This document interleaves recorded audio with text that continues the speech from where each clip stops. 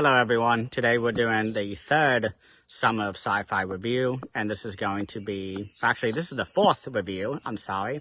This is going to be Tamsyn Muir's Gideon the Ninth. This is absolutely one of my favorite books ever. I'm still awaiting the final book of the series, Alecto the Ninth, which has been on delay for quite a while, but ended up that book 3 was going to be the prologue of Alecto the Ninth. And the author ended up with an entire novel's length of material. So she ended up releasing it, and it was awesome. I love this series, which is called the Locked Tomb series. It used to be a Locked Tomb trilogy, but then it was expanded to 4 books. You can actually see it on the back here. It says, Tomb Trilogy. I just thought it was pretty fun to see that on the backs of books when you see, like, before it got updated.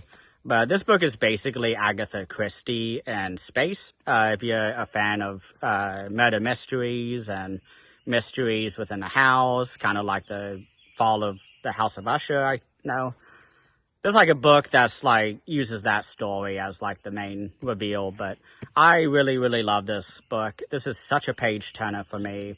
It is such a funny book as well. The voice of Gideon, who is basically a character who wants nothing to do with the main storyline. And this is a character who wants nothing to do with what anyone else is doing. The main mentor character that she has is Harrow the Ninth, who book 2 is more about her. But Harrow is trying to become the next kind of lictor, which is a title that denotes that you are one of the few confidants of the Emperor, whose name is amazing, which we won't find out for a few books. But I really love the scenes where Gideon and Harrow are trying to figure something out, and both of their personalities are just clashing, and then they both figure it out, and they very reluctantly decide to work together and work through the issue.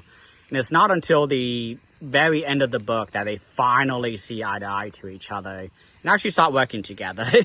But it's really funny because there was so much I missed the first time I read this book.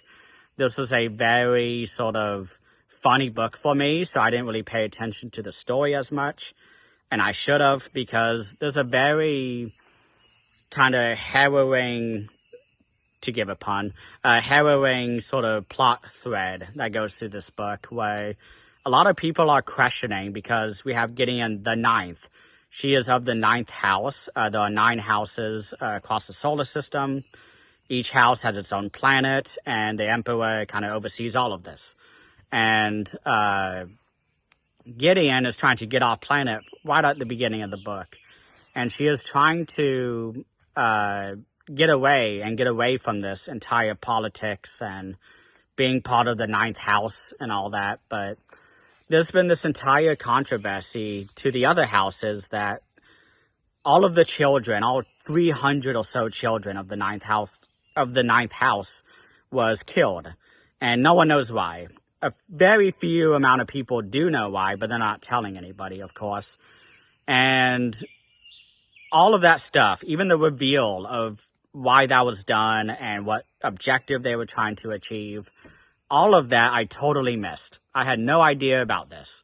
And so when I was reading it this time, I was like, oh my God, there's so much tragedy than I thought there was in this story. I thought this was just like a meme kind of story where the character memes a lot because she's somewhat, I guess she is a millennial, and she uses a lot of meme speak and a lot of meme references. And I caught a few of them. It was a lot of fun. But I was really surprised by just how much more I enjoyed the book this time around. I finished it in 2 days. It took me like a week the first time I read it because it was so confusing. But this book, so fucking good. I really love this book. I love the cover.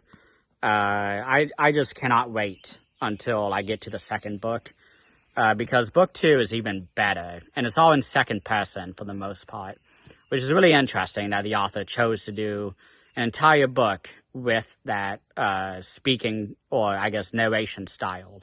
So I love this book. If you haven't read it, you need to read it.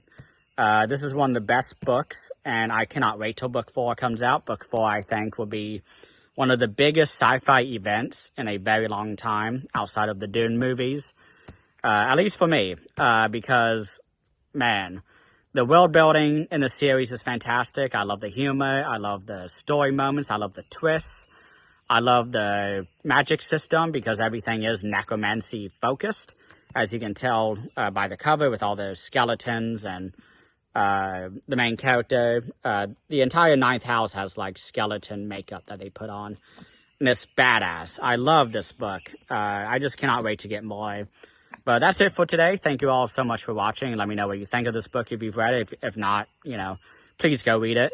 You really need to read it. But thank you all so much for watching, and please have a great rest of the day.